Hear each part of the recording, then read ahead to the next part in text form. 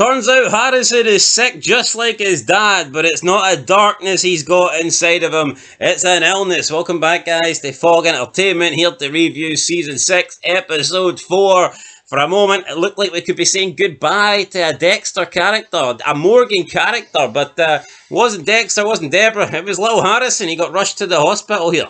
And you all know what it's like to have a sore stomach, don't you? Yeah, recently just at the hospital myself. I can definitely feel the pain. Wasn't quite the appendix though. It wasn't, no. But it was Harrison's appendix. Aye, it wasn't mine. So, yeah, this one, Dexter, is called A Horse of a Different Colour, and obviously referring to the horses that we seen trotting down the main street there. The four different bodies, the attachments on top of the horse. So that was a freaky scene there, and they basically have to determine all the body parts. And when we see this guy, I forget his name, but I feel bad for him, the jogger. He's just laying there dead. They've had to assemble his body back together. It was a tough watch. It was a tough watch because, for him, at least he didn't feel it maybe in the end, or maybe they did it while he was alive, but by God, man, it didn't look like... The cuts looked like shit. They did. It wasn't precision. And that's the way... Wasn't Rudy kilts, that's for sure. Absolutely not clean. The ice truck looks like it could have been done by a medieval sword of some kind. Yeah, so Dexter and Harrison, they're at Brother Sam's baptist for Nick, and we see Dexter and Brother Sam, they seem to be growing closer, and Dexter's talking to Sam they're talking about a higher power, and you can just see these two, definitely a wee friendship here coming along, but we get the crime scene, and they notice that there's a symbol carved into the chest, and it's the Omar. Same. It's the same what Omar Rivera had. So, turns out it's the same guy. Debra believes that they're dealing with a serial killer, but Dexter says, no, we're not, because serial killers have to kill three people in three different locations. 3-minute warning. So far, this hasn't happened. There's only 2. So, they determine that all the body parts belong to the one person. Detective Mike Anderson, he notes that the horses are symbolic of the 4 horsemen of the apocalypse, and it suggests that whoever did this is a religious man. But Quinn, more so Quinn, but also Batista, I felt like they were a wee bit jealous here of Mike Anderson in this episode. Aye, because he knew a wee bit more than them. But again, it's not like he's doing it to one-up them. No, definitely not. He just seems to know his shit. Why should this guy keep the information in the closet, like fetal, just for the sake of not hurting anybody's feelings? Dexter knew a bit, and Dexter defended Mike. He put Mike over. He's like, here, Mike's not bang on the money here, Quinn, so how about you sit down? Quinn kind of scoffs at Dexter, but I feel like at this point the Quinn and Dexter beefs, it's kind of getting dragged out a bit. It's like Quinn a few episodes ago, oh, she had to pick between me and you, I don't want it to make it feel that way. Was it ever that way? Quinn's got it warped in his own fucking head. Well, she definitely didn't pick him, that is for sure. And someone else that's not getting picked is Maria, because Chief Matthews says that she won't be the one making the statement to the press about the 4 horsemen case. Debra will. Maria believes that she should be doing it. She's experienced. She knows what she's doing. But she's the face of the department. But Matthews corrects and says, you're the old face. And Debra's the new face. And you just know that didn't sit well with Maria. Maria, no. Big old... Maria LaGuardia no woman really wants to get called old, especially someone like Maria LaGuardia that takes a very good pride in their image. But I tell you what, man, Debra's doing a better job than LaGuardia ever did. They're on the scene. Actually, and it doesn't play politics, and I really like this statement, which we'll get into later on, but we also have the numbers being found by Dexter. Yeah, they find some little numbers on papers, 1237 and 1242. And 5. We got 5 in between. Yeah. Then Harrison gets taken to hospital. Sucks for him. Dexter has to go and visit him. Dexter is sitting there. Brother Sam comes to pay his respects. Well, he's not dead, but he comes to pray for Harrison. Debra's wondering why the fuck are you pally with him? Yeah, why are you and Brother Sam friends? Are you found God? It turns out that Harrison's okay. Dexter says, thank God. Then he quickly corrects, oh, thank you, Doctor. Brother Sam thinks, I see what you did there. You thank God. Dexter says it's a figure of speech. Brother Sam's like, you know what? Well, let's not be ignorant. We may believe in different things, and that's okay. You know what, though? I agree with Dexter. It's like, you've got doctors that are working. It's the surgeons and stuff that save people's lives, isn't it? Yeah. I mean, I think at best, Brother Sam could say it's a collective. You know, it's a collective. But who really deserves the thanks? Like, I mean, I know a religious person will say that God gave that doctor the opportunity to save your life, but I don't know. I think. Yeah, but so at what point do you draw the line? Is Lionel Messi the best football player because of himself, or did God make him that way? That's but then at the flip side, what about all the evil people? Yeah. Why did God not make them good? Why did God not save them? Yeah. Yeah, he tells a story about his dad, and he's like, he used me to kill a guy at the front door. Yeah, that's what's sad. So his dad sends him up to the front door, using him as like a decoy, and while the person at the door was distracted by him, I think he was like 6 years old, his dad just came up and shot him in the face, then told him, "You done a good job, son."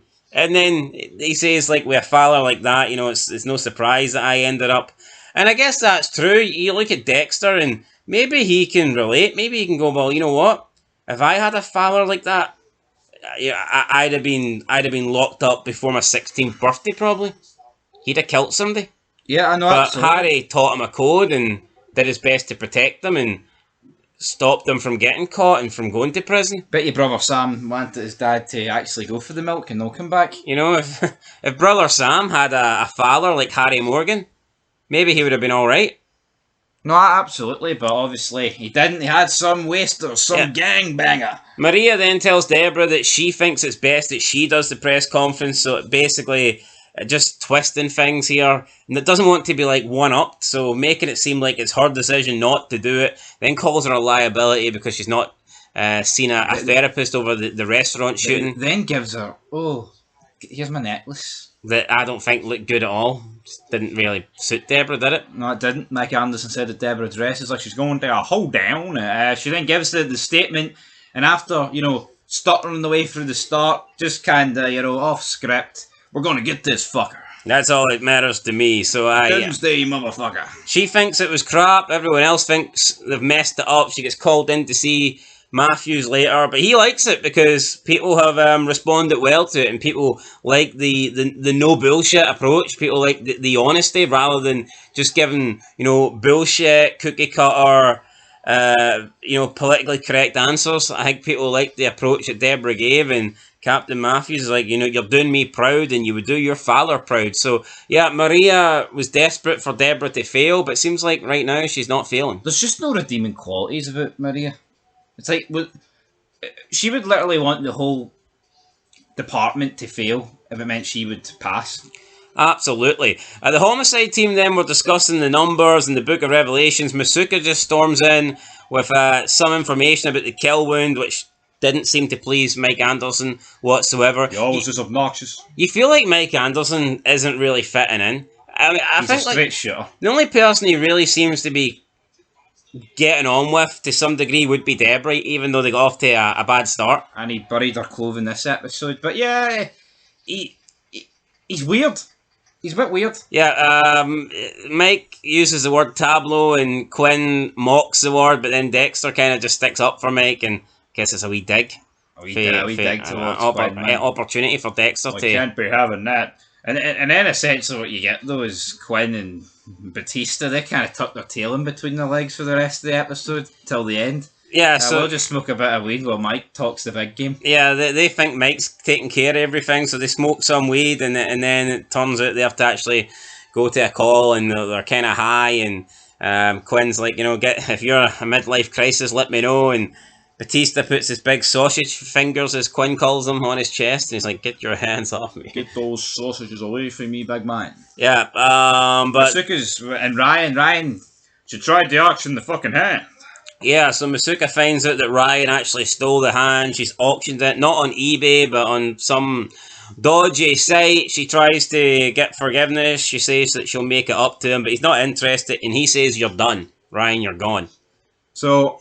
does that mean she's gone for the department, or just the relationship that was 2 dates in is done? The department, it would seem like we told her to get her stuff. And... Masuka's a dirty man, but he does stick by the rules of the department. Seems to take pride in his work to some degree. He saved him $1,200, didn't it? Yeah, well, but that just means that item's gone. True, but what would you rather? I mean, but then $1,200 to Masuka's probably peanuts. Look at the whip he drives. Look at the gun he had. Well, that's very true. Pocket change. Dexter then brings up the tableaus to Brother Sam, and Brother Sam gives him a wee lesson on faith and God, and we just get more religious talk between these two. I tell you what, man. I think Brother Sam's destined to be wrapped in a fucking meat parcel at the end of the season. Brother Sam, not looking good for you, son. It rhymes with ham. He's gonna be in the fucking meat parcel. Bam bam. Dexter then looks at the body of Nathan, and he's looking at how the body was hacked up, and he thinks that there could be two killers. Maybe the person that killed Nathan isn't the person that hacked him up. So, yeah, he concludes that there's not two. There's not one religious nutbag, but two. Yeah, which does make a bit of sense. I mean, you know what I like about this as well is, I mean, I know it's back-to-back seasons, I guess you could say, where there's like more than one killer, but I think it's just more interesting when you've got more than one killer. There's always like more twists and turns, and I agree with the logic here, and Dexter found it. Yep, definitely. Then in Debra's office, Angel, Quinn, and Mike discuss a lead on Geller, and they believe that They're one-upping each other, man, and then Quinn and Batista bomb through the table, man, on Mike Anderson. Yep. We got the last punch, buddy. Yeah, Angel has information that Geller's been missing for 3 years. He's went underground, and that means that he's their number one target. And he was accused of stealing an ancient sword that was probably used to cut Big Omar, or whatever his name was, up. Yeah, now, speaking of Geller, he's not happy that Travis was out on a date with some woman he met at a restaurant. Travis brought her home. They had sex. Geller watched through the crack of the door. You defiled her. Weird man. And then the next day, he decides that she's going to be the next victim. Travis is pleading for it not to be, but Geller's made up his mind. Then the homicide team are called to the Botanic Gardens, and Masuka finds like an Alpha Omega symbol on the ground surrounded by dead fish, so it's like more religious shit going on here. And they find the woman, Erin, in this greenhouse, and she's almost like she's like been held up, almost like an angel, she looks like, and there's some sort of like saw trap. That's what it would remind me of. Yeah, no, I tell you what, right? I love Saw, the whole traps and all that stuff, but I mean, does it feel like they're copying it to a degree here? Yes, but I think there's no problem with that. I think this was really well done.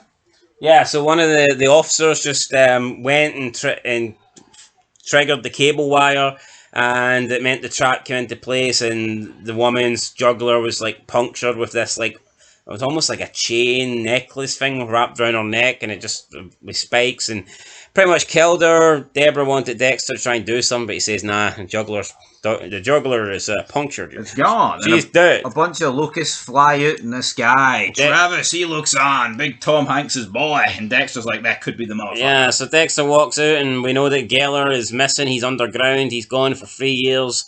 But then he wonders if this guy could be Doomsday number 2. And yeah, he just sees him staring on. So we'll have to wait and see. But that was the end of the episode. Tell you what, I think the end of I thought the whole Angel of Death, I mean, yeah, like I said, I like Saw, right? But I feel like it was such a good ending, because I feel like for the first time in this show, tell me if I'm wrong, I feel like it actually looked like the actual whole department were in danger when they walked in this botanic garden. I feel like for so long in Dexter, there's never really been a scene where the entire department's been under threat, so to speak. Yeah, it's like they walked in here and like you didn't really know what the fuck was going on. I feel like more often than not, it's like, yeah, Batista gets slashed, Debra gets shot, Quinn, they're in a shootout, but it never feels like everybody's at danger. I like the visual of the trap. I think it's definitely one of the better endings to an episode. Yeah, no, definitely. Rating time, what are you giving it? I'll get an 8 out of 10. Like I said, I think it's easily one of the best endings to an episode that I've seen in Dexter. I really enjoyed it. And again, I think it begs the question of, imagine Dexter going against like Jigsaw. That would have been a battle I'd like to see.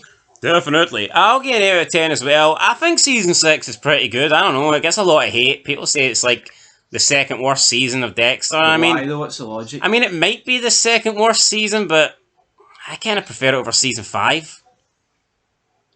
Well, to me, it's better than 3 and 5 easy at this point. I can see that. We'll have to wait. I love Miguel. Like, Miguel's better than Travis and Meat Parcel, but again, I just think the way this season's been structured's better. I think Brother Sam's a good addition. I think the Tooth Fairy guy was a good addition. I think Dexter's just... I think it just feels a bit more fun. I think 5 was very doom and gloom. Yeah, see, I feel like there's more happening in season 6. Definitely. And I know... last thing on Saw, but I think there's a missed opportunity where I think you could definitely get a Saw TV show. Yeah, 100%. I think they've milked the movies beyond a point where it's like, yeah, there's no much real point doing movies, but again, a TV show with actually a bunch of seasons and police investigations, I think it could be done very well. Yeah, they could focus more on the investigations part and actually developing characters, and I think a Saw series would be great. Anyway, guys. But again, it's like, I don't see no reason why you couldn't get... I know it's copyright, but I don't see why there's no reason why you couldn't get like a copycat killer in Dexter trying to like recreate the Jigsaw killer with Dexter. But I know you could pay homage, but I guess that they'd just say it's ripping them off, wouldn't they? Like, so. No, true, but it's like when Dexter is like the Doomsday killer, it's like the Trinity killer, or the Tooth Fairy killer. Names like that. I'm sure there's like they're based off people. You know, like the Ice Truck killer, they're going to be based off someone. Someone's done something similar to it in real life, but it is what it is. Copyright. It's going to prevent us from all that stuff. Yeah. 8 out of 10, guys. Till next time, peace.